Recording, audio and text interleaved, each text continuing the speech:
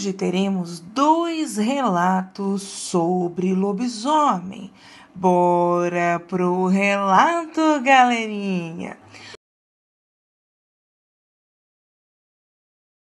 Os relatos de hoje foram me enviados pela minha inscrita Dirlene. São 2 relatos em um. Vamos aos relatos. Olá, GRP! Meu nome é Dirlene. Esse primeiro relato que eu vou contar para você e seus inscritos aconteceu em uma cidadezinha de Minas Gerais, no ano de 1980. Na época desse relato, eu era adolescente. Eu e a minha família acompanhávamos a construtora em que meu pai trabalhava. Devido a isso, sempre estávamos nos mudando. Num certo dia, meu pai resolveu sair para viajar, só que não precisou nos levar com ele, o que foi ótimo. Assim evitou que pudéssemos ficar doentes. Afinal, essas casas da construtora eram em lugares longínquos de difícil acesso e as casas eram afastadas umas das outras. No entanto, o que ajudava era que eram feitas de alvenaria e bastante seguras.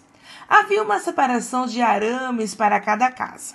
Naquela noite fatídica e tenebrosa, eu nem imaginava o medo que passaríamos com nossa vizinha. Afinal, nossa vizinha também ficava sozinha em casa, pois o seu marido viajava. O nome do casal, que eram nossos vizinhos, era seu Pedro e dona Nadir. Meu pai se chamava Eurides e minha mãe se chamava Eva. Minha mãe era um tanto determinada e a vizinha, dona Nadir, era muito medrosa. Num certo dia, nós fomos até a casa de dona Nadir. Eu me lembro que era quaresma. A casa de dona Nadir ficava na mesma rua que a nossa casa. Então fomos lá para assistir um filme.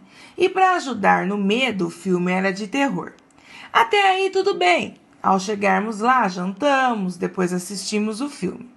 Logo no final da noite, tomamos um café para fechar com chave de ouro, como dizia minha mãe. Por volta de 1h30 da manhã, nos preparamos para sair da casa de dona Nadir e ir para a nossa casa, quando começamos a ouvir um barulho na porta da cozinha. Minha mãe e dona Nadir foram olhar o que estava acontecendo ali nos fundos da casa e ficaram aterrorizadas com o que viram. Havia um ser ali, GRP, com muito pelo no corpo. Os olhos eram amarelos. Aqueles olhos amarelos eram tão brilhantes que marcaram profundamente a minha mãe e a dona Nadir. Ele tinha um focinho muito parecido com o focinho de um porco. Aquilo era enorme e fedia carniça. Fedia tanto que empesteou o ar. Era um ser horrível e eu estava em pânico, desesperada. E dona Nadir e minha mãe pediu para que eu, minhas irmãs e meus amigos que eram filhos de dona Nadir ficássemos quietos na sala.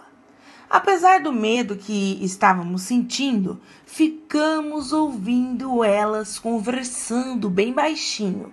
Confesso que só piorou a situação, pois o que elas diziam estar vendo nos deixou mais apavorados ainda. Mal sabia eu que as nossas noites nunca mais seriam as mesmas depois daquela experiência. Pois depois desse fato, eu não queria mais sair de casa à noite. Esse ser começou a vasculhar o lixo. Depois caminhou até a janela e erguia a cabeça cheirando o ar, no intuito de sentir o cheiro de minha mãe e da dona Nadir. Afinal, as duas estavam na janela a espiar aquele bicho, petrificadas de medo. Do nada, aquilo começou a dar voltas na casa, fazendo barulhos estranhos, até que ele foi em direção à porta dos fundos e começou a mexer na porta. Vendo que não conseguiu abri-la, começou a comer as sobras do lixo.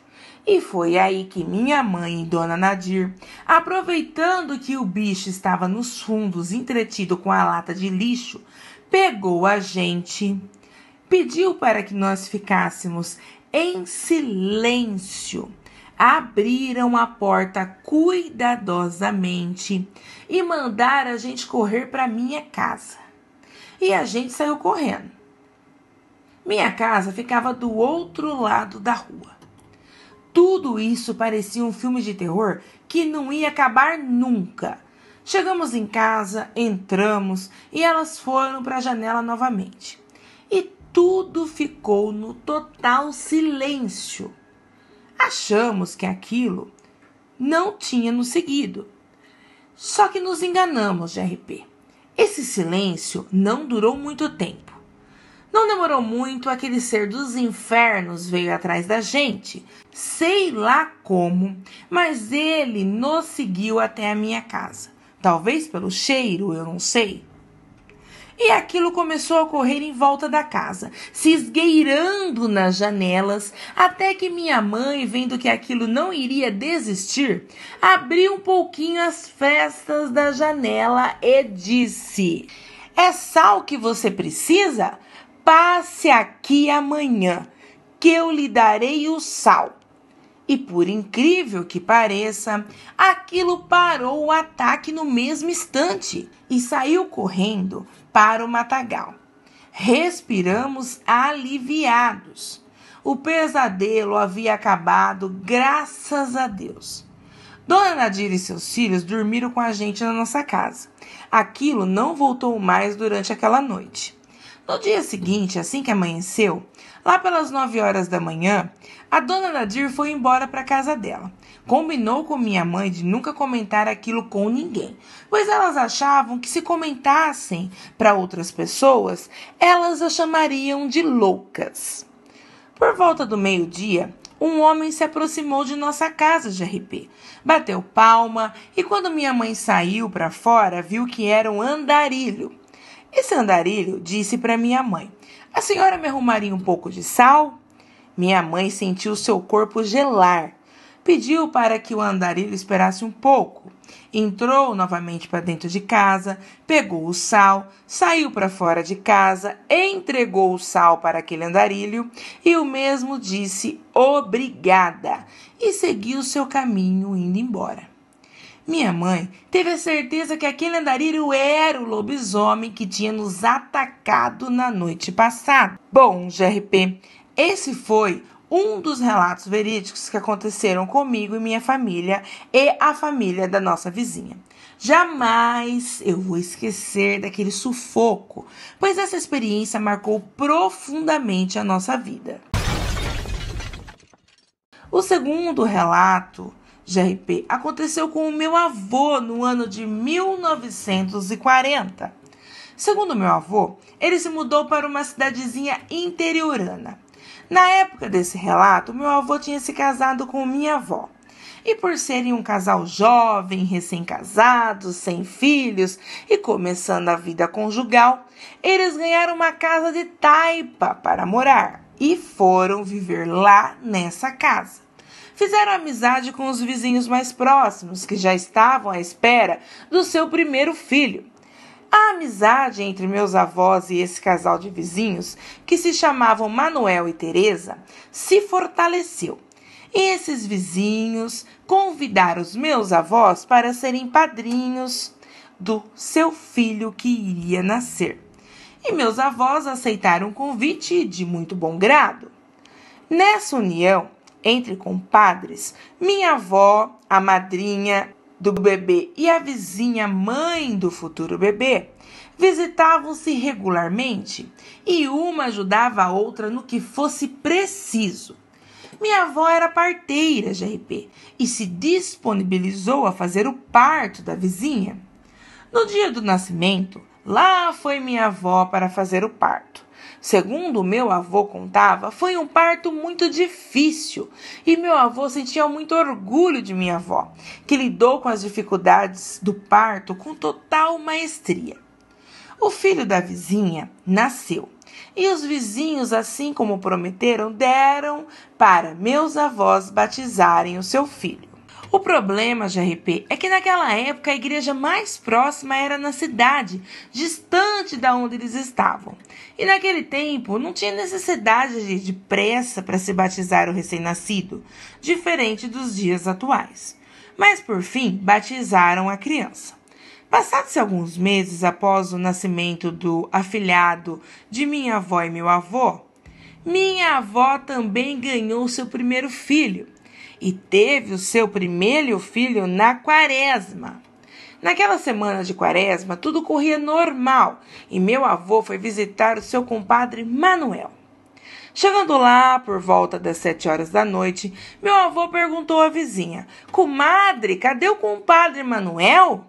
E a dona Teresa disse para o meu avô: "Olha, compadre, não sei aonde ele se enfiou. O Manuel anda estranho. Desde que começou a quaresma, ele sai toda noite a partir das 6 horas da tarde e só volta no outro dia às 6 horas da manhã.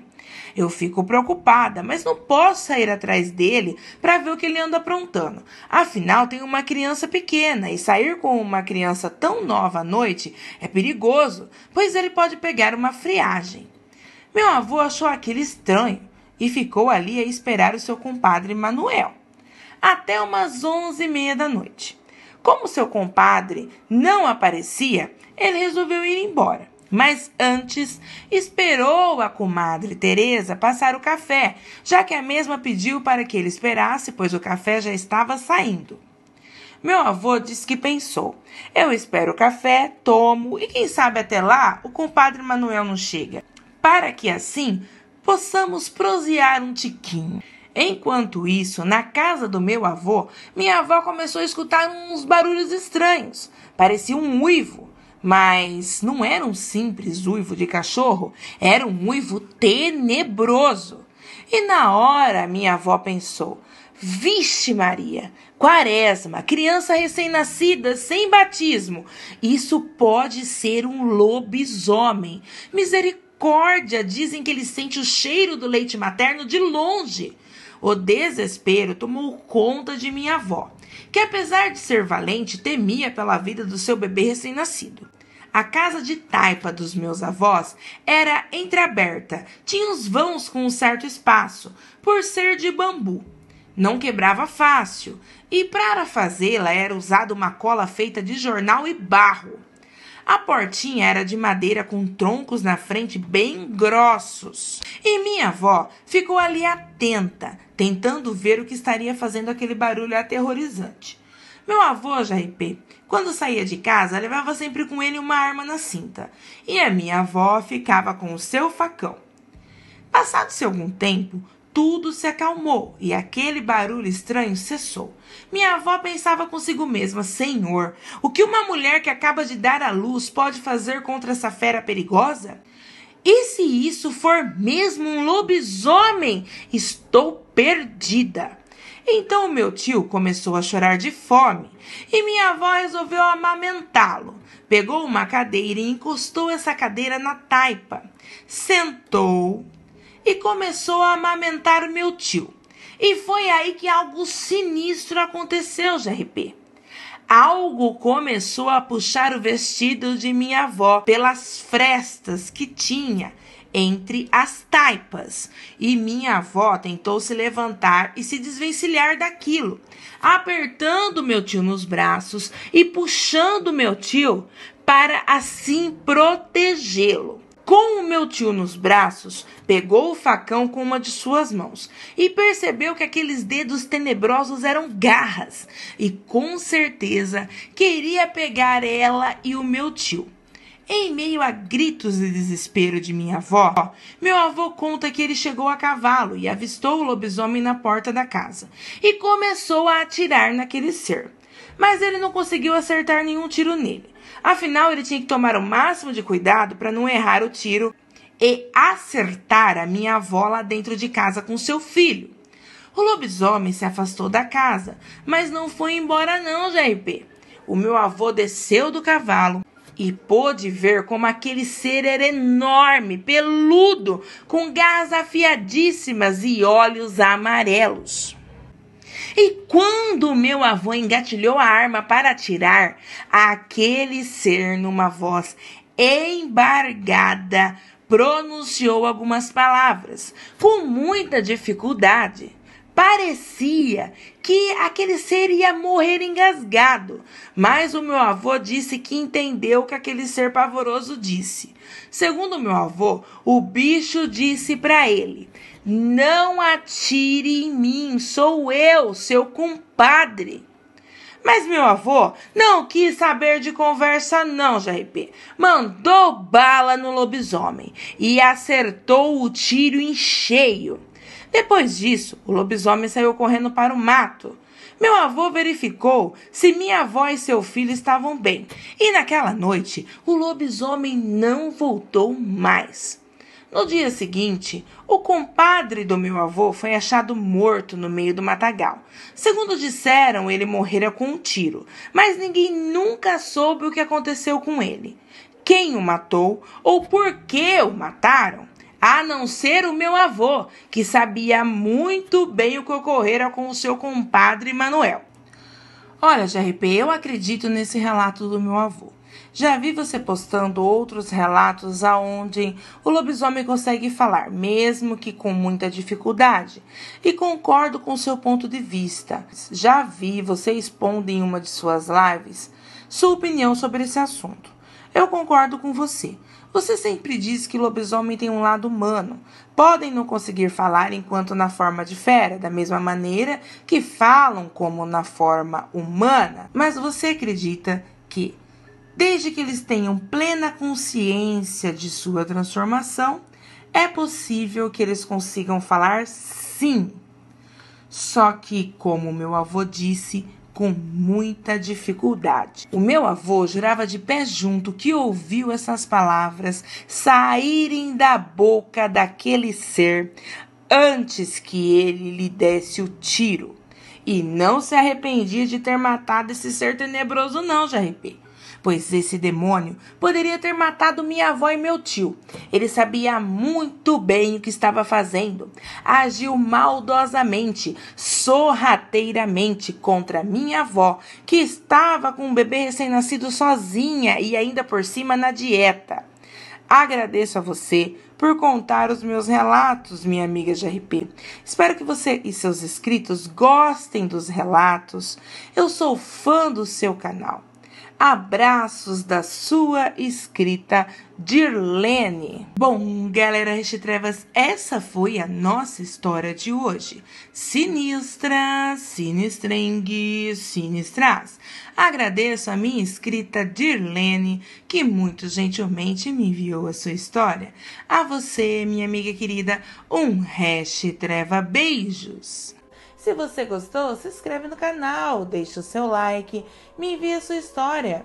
Eu terei prazer em contar a sua história aqui no canal. Ative o sininho de notificação, para que assim vocês possam receber as notificações de lives, vídeos e recados postados no canal. O e-mail do canal, caso vocês queiram me enviar relatos, é eu, você e os mistérios da escuridão, @gmail.com, tudo em letra minúscula e sem nenhum acento. Ou vocês podem me enviar pelo WhatsApp ou pelo Facebook do canal, que está a GRP Grazi. Lembrando que na descrição do vídeo abaixo, vocês vão encontrar todos os links citados acima. Quero fazer um convite a vocês, participem da live comigo, todo sábado às 20 horas, onde eu conto relatos verídicos ao vivo, trago notícias mundiais para deixar vocês atualizados sobre o que está acontecendo no Brasil e nos demais países. Também temos o conto da minha prima, escritora talentosíssima, Jéssica Rebouças. Temos também a teoria da conspiração, nosso novo quadro, a idiotice humana não tem limites, e a interação com vocês, meus amados e amadas, inscritos e inscritas do meu canal. Conto com a ilustre presença de vocês. Todo o trabalho realizado por mim e minha equipe é feito para vocês com carinho, amor e total dedicação, pois vocês, meus inscritos e inscritas do meu canal, merecem somente o melhor. Um resto trava-beijos caloroso a cada um de vocês e até a próxima história.